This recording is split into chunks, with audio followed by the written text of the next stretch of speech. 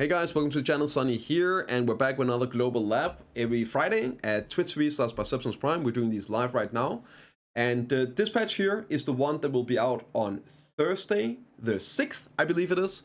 So this is going to be next week's patch we're covering, and it's pretty lame. There's some stuff with the boat stuff, and then I think it's going to cover and finish off all the ocean content update. The rest of it is just a bit of filler. Let's take a look. There's a big change to Pig Cave though. We'll cover it. A crew management system presets. Vice captains are coming to provide captains with a more enjoyable and convenient sailing life. With this crew management system, you can conveniently set up crew members to perform various roles such as vice captain, helmsman, and gunner by boarding the ship or registering crew members with different abilities as presets. Among these, if the vice captain boards the ship, the ocean compass effect will be activated, and it's expected they'll become more reliable sailing companion for the captain in the future. If I'm not mistaken, this here is so you don't need a compass out on the water. They talked about that at least at one point, meaning that normally you would need to have the compass to be able to navigate and see where you are in the ocean, like in the desert. I think this here means that, well, you don't need that anymore. Your captain does it, or vice captain. Automatic fishing slot during sailing that was introduced through the last banquet will be added in the future. So this was like the big thing that I was looking forward to seeing how it's going to be, the fishing with your seamen. Well, it's coming later, so not in today. Apparently that's the last thing they're missing for this year. Additionally, sailors will receive special benefits that increase the ability based on the slot they are on, such as sails, rudder, and cannons. They can be customized and placed in various ways depending on the captain's sailing style and the type of ship. And it seems the more diverse sailing will be possible in the future through this. Alright, yeah. So those are the first mates, the captains, yada yada. Oh, interesting. When the vice captain boards the ship, the captain's voyage becomes easier and the following effects are applied. When the captain steers the ship, it becomes possible to determine my position and find my way out of the ocean, basically a compass. And the first mate may only board the first mate of the crew preset and only board the following ships. This one here. Yeah. So you have this guy here, Prava. You can use slightly improved high-speed cruising when boarding. Clara will give you bargain power required for bartering reduced by 10%. The bargain power reduced by this function can be checked through the bartering UI, and then you have the legend Trident Underfoe. The function is used. Auto ship repair button is displayed, and you can use the auto repair button function. You must have one license below in your bag. So those are the three ones you can get depending on what you need and what you're doing. Crew management is getting updated as well. The UI. The newly changed crew management UI allows you to assign crew members to each slot. Only 4 types of midship and panker can be placed in the slots other than the cabins. So yeah, here you go. You have like all these, and I guess you can put them in where you need them. And yeah, I don't really do sailing at all, so this looks kind of fun though. Like actually having some customization in your boat and the kind of stats and effects you want. It looks like. So you have here the first mate. Only the vice captain can be deployed, and the effects of the vice captain applies when deployed sails. Tenacity, initiative abilities of deployed sails are doubled. For steering, the sense and strength abilities of sails are doubled. Cannons, concentration, force, visible abilities are doubled. On the deck, durability by 10,000 by the number of crew. The kitchen, 5,000 more supply times the number of cabins deployed and sailors. And for the cabin, the basic abilities of sailors in questions are applied. You have some other stuff here. The slot, except the cabin, are placed in groups by 1 by default. Each ship has additional slot for lower spaces. Increase by 1, 1, 1, 1, and then Panoxena, gun slots by 2. You have new features here in the UI, added sailability sorting features. You can see here. I guess this is added auto deploy of sails for people that just want to go out there and do it, and they can min-max later. So you just auto deploy them. Yeah, dude, that's so much here. Link in the description as always if I'm missing something. You also have your presets, so you can make presets of where you want your guys for the different things you're doing. So that's awesome. Crew is applied differently for each type of vehicle, so they're safe to that type of boat, so you don't have to use the same ones if you need it for different boats, right? And the such usually, yeah. So next up here is the Arena Solare window. They are adding the border. A border of each family has been added to the UI that displays each family doing the progression of the Solare sphere, Arena Solare. So the reward based on achievement ranks that will be paid out during the regular maintenance in the first week of March. Solare grade borders will be applied during the regular maintenance in the second week of March. The rank borders will apply to all Solare matches and will remain until the end of the next season. So this is a bit similar to, well, the only reference I have is League of Legends, where you get these borders, and at least when I played ranked, you basically finish a season, say in Diamond, now you had a Diamond border, until the end of next season. So the entire next season you're playing with your old border. You could have that when you're doing regular games. I assume this is applied in custom games as well, and in practice modes and everything. So whenever you're playing Arena Solare, you'll have your border for the season, and you'll have that until next season, where you'll probably get a new rank or maybe the same. So I think this is really cool. Just like a nice little visual addition. I love to see it. I like this. Doesn't do anything, but it's cool. Okay, and then you're also going to get some titles after the season ends. The items below will be rewarded depending on the emblem you achieve. So here's some certificate where you're going to get, I guess, like you get a certificate and you get a title for Solare, Glory, Dawn, Flame, and the Sunset ones. Pretty badass titles. I don't know. The color of the Solare Spear titles is provided in a form appropriate for each grade. Okay, so maybe, I don't know, red titles coming in? Maybe red titles coming in. I don't see anywhere if these titles are permanent or if they are only applicable until the next season as well, like these borders. My guess is they are probably going to be titles that you have until, like the Gladiator titles and things like that in World of Warcraft. So yeah, I guess we'll find out. For item changes, there's been adventurers that unfortunately use the wrong gear to repair. So the TLDR is, when recovering maximum durability equipped with red grade or higher, they cannot have maximum recovered with the same equipment. So you can't accidentally use a Fallen Guard armor to repair another Fallen Guard armor, etc. That's about it. Now, here's the other big thing in today's patch. It's a huge change to the Golden Pig Cave. It came out as like this sort of event thing, and there's been a lot of feedback.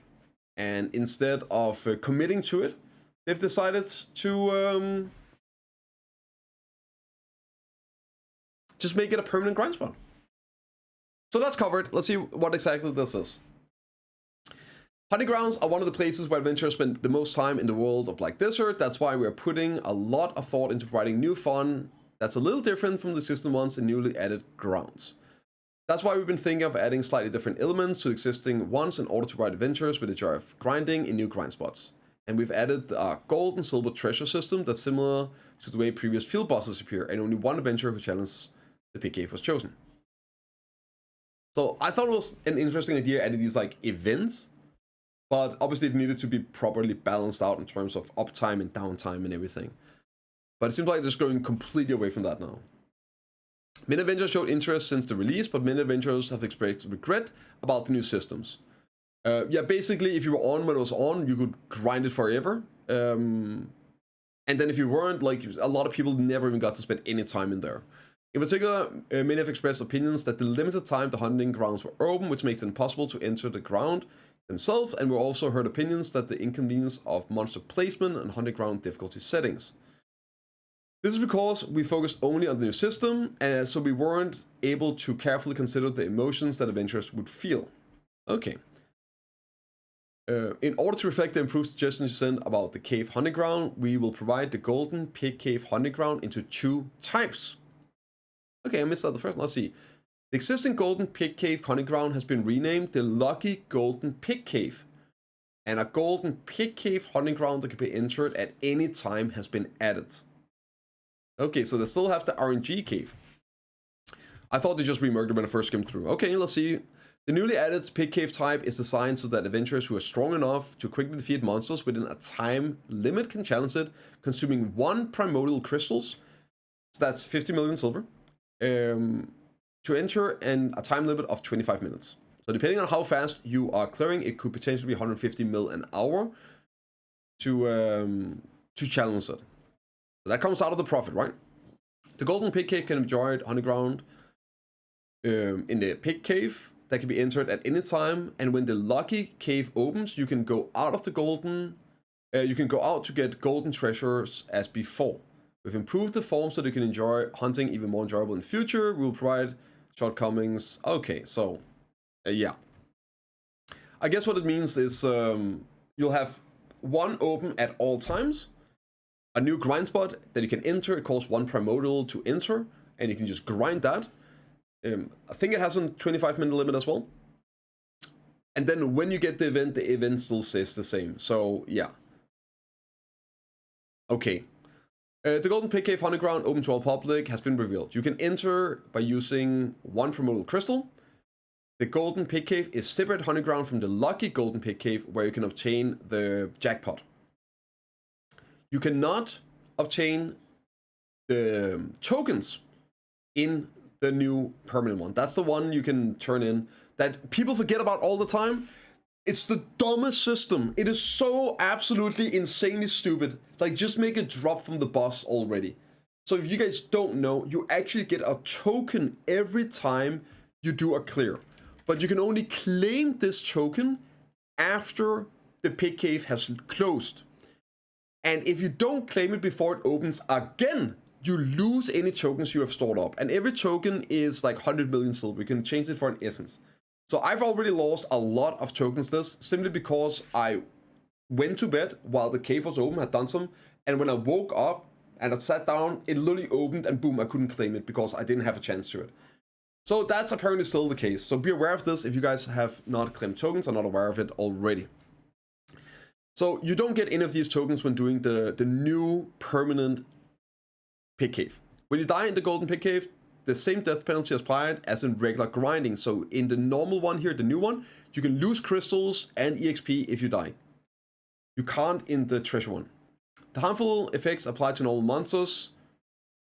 The harmful effects are applied normally to monsters in the... Oh, so that means you can debuff monsters in the permanent pig cave. That would increase grind speed a lot. Oh, it's also different. The recommended AP is 20 less. And damage reduction is 20 less as well. I wonder if this is applied to... I guess this might be applied to all... both of the grind spots. That would be my guess. But yeah, it seems like you can actually debuff the ones in the permanent edition. Yeah. So that's about it. You can see here, you can talk to this NPC, and then you can enter the permanent one here. This is going to be great for Essence in the market. Yeah. So some renaming, TLDR, right? And here a little interesting thing. They're looking to be buffing the current time-based version as well.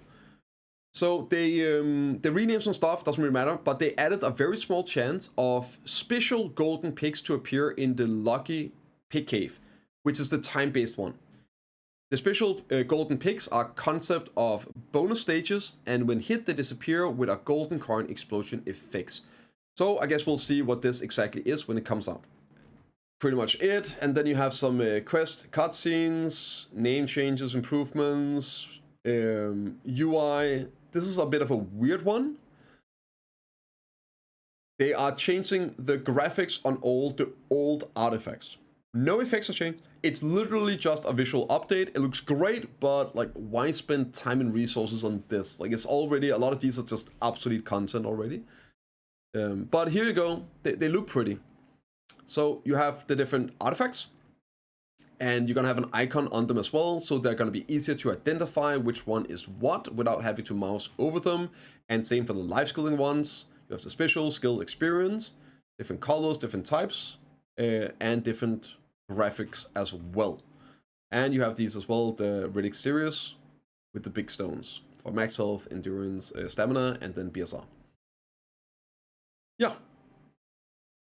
changed so that the grade of the last auto-discarded fish selected with fishing is saved. Thank God, a nice little quality of life. So if you discard blue fish, right, now it's gonna remember it.